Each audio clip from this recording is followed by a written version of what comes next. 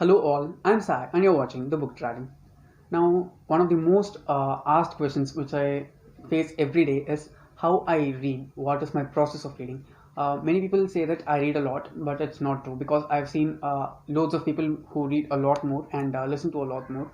So, I've decided to tell you five of the things which I follow in my reading procedure in order to read the specific amount of books which I regularly read. So, without any further ado, let's get into the five tips. Number one, I try to read as much as I can in the first sitting itself because it is very difficult for me to pick up a book after keeping it down. So I try to read as much as I can in the first sitting itself. Now, if I read like 50 to 100 pages of a book in the first sitting, it is well enough because I'll feel good to take that book again because it was not boring in any way. Usually, sit and read for at least an hour while reading, and within 1 hour, I can read 50 pages for sure, or at least 30, 40 to 50 pages. That's a normal speed for me, and it is very highly likely that I'll pick up that book pretty soon compared to a book which I read for like just 10 or 20 pages.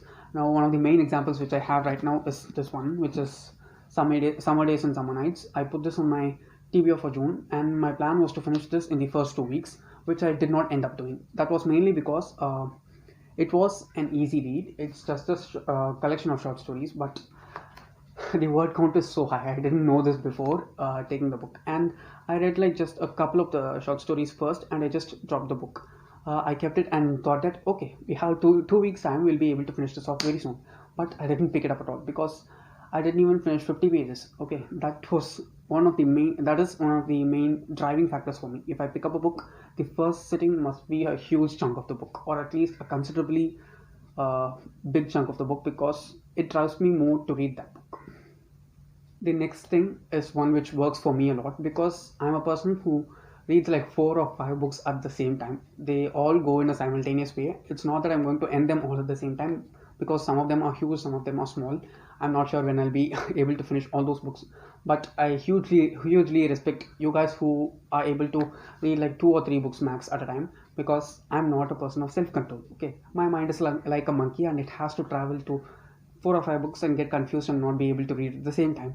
But I follow this technique which helps me a lot. While I read a lot of books at the same time, they are not at all from the same genre. Now, if I'm reading one is a fantasy, another will be a contemporary, another will be a self-help, another will be a memoir, like something like that. And especially while reading fiction and non-fiction together, this thing which I'm going to speak about has helped me a lot. The first one is I'll speak about fiction because fiction generally has nothing which you need to remember throughout. Okay, but if you're reading non-fiction, especially self-help, it means that you have to remember a lot of things from the book because that's the main point of reading those books in order to learn and implement certain stuff in your life.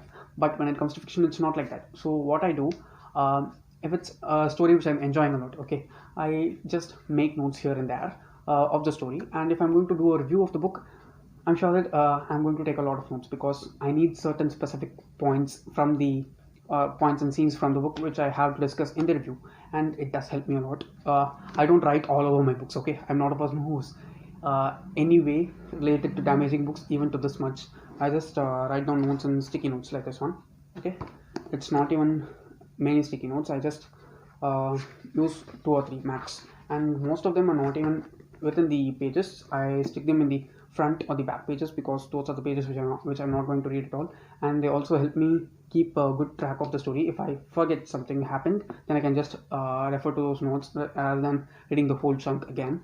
And when it comes to non-fiction, always I take notes. I have this specific diary for that. One second.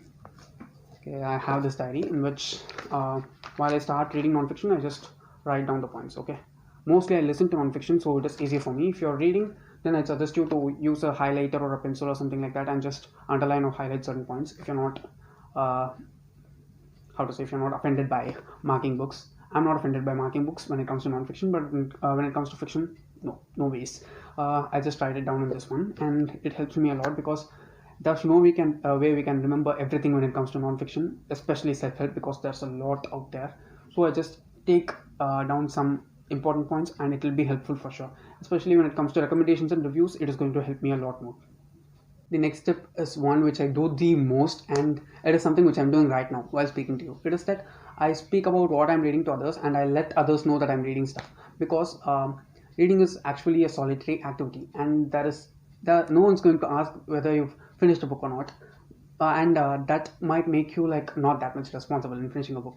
So what I do always is when I start reading a book, I just tell it to someone, because it brings in that amount of responsibility which I need to feel in order to finish that book, and it helps me a lot in completing that. And that's one of the main reasons why I started booktube, and I tell you guys, it has helped me a lot, because uh, the maximum number of books which I read in a single month before entering booktube was 10, max 10. But after entering booktube, in these 6 months, there's not even a single month where I've not crossed 15 books, and it is just awesome because I've got really good books. I've got some very good suggestions from certain of you guys itself. There are like 10 to 20 people who watch all my videos every day, and they've suggested me certain books which are very good, and I've also tried to include many things which people ask me to read. And if I end up feeling good about those books, then I definitely do read them and also review them in the channel. And in order to encourage you to do that, I'm going to tell about three of the books which I'm currently reading right now, and they are, just as I said before in this video, Summer Days and Summer Nights. It has been going for like many days now. And next one is the last book in the Mortal Instrument series, which is City of Heavenly Fire. I've just started, and I'm like 50 to 100 pages in this book, but I'm sure that it is going to be a good ending, because the beginning itself, man, it is nerve-wracking. Okay, and the third one, which is I'm listening to it in audio, it is the fifth book in the Harry Potter series, which is for my readathon that I'm doing. And I'm also like 1/5 into the book. I can say like that, because it is available in Google Podcast for free. So if you want to read, you can go and check it out. I think all the 7 books are available for free there, so you can definitely read them. And I've chosen to use that for my reread this time. And the narrator is also so good. The quality is extremely nice, and it doesn't take up a lot of data. The app is so small, and I'm just marketing the app right now. That's not the point. Just try and share with people what you're reading. It'll help you read a lot more.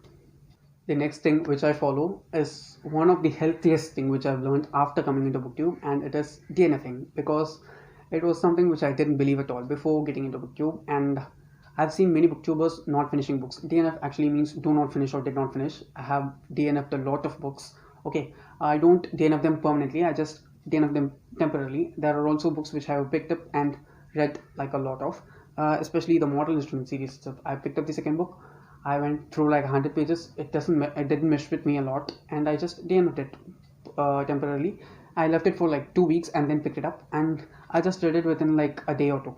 Okay, it was such a it takes something like that. You cannot like force yourself to read anything, because people like me, we just read for happiness, and you cannot force yourself to do something happy. Okay, and it will not be happy if you force yourself to do it. So don't feel guilty or don't feel wrong if you're going to DNF a book, because you're just going to save a lot of time for yourself, and you're going to improve your mental state and your understanding well.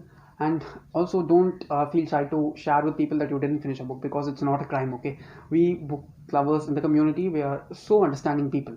We understand what you're going through, so there's no need to how to say, force yourself through a book and complete it. Even if you got like through half the book, if you don't like it, just DNF it and go read the next book, because there's a great chance that you'll find a better book than this, and it'll make you read a lot more. The last one which I follow, I'll say that this is not suitable for everyone. That's why I'm putting it in the last. And it is I try to read books which I'm sure that I will be able to read. It's not clear, I understand. What I'm saying that there must be something in that book which will draw my attention completely. Now, I'm a person who wants to see the world while reading fiction, and I mostly read fiction, as you all know. And while it comes to fiction, the world matters the most for me, because I am a very much atmospherically attracted reader. If you ask me, we can put it in that way. Because while I'm reading a book, I must be able to feel the story, and I want to be a part of the story. If I'm seeing a war scene happening, I must be a person who's like standing somewhere near the war and just peeping through and looking what's happening, rather than a person who's just sitting on the other side of the book or the pages and just reading what's going on. I don't want such an experience. I always look for a very well built world, especially when it comes to fantasy. Not just fantasy alone. I read a lot of contemporary and thrillers, and I read all over the place. But in order for me to enjoy reading a book, I want the atmosphere. That's what matters to me the most. The world building. It matters to me the most, because I want to visualize what's happening in there, and that helps me to read a lot more. So if you want to read more books and make reading a regular habit. Try and read the type of books which will have stories which you will like, and don't you force yourself to read things that you are not comfortable reading with. That's all for today, and that is how I read my books. And do let me know how you read your books in the comments below, and let's see if we have anything in common.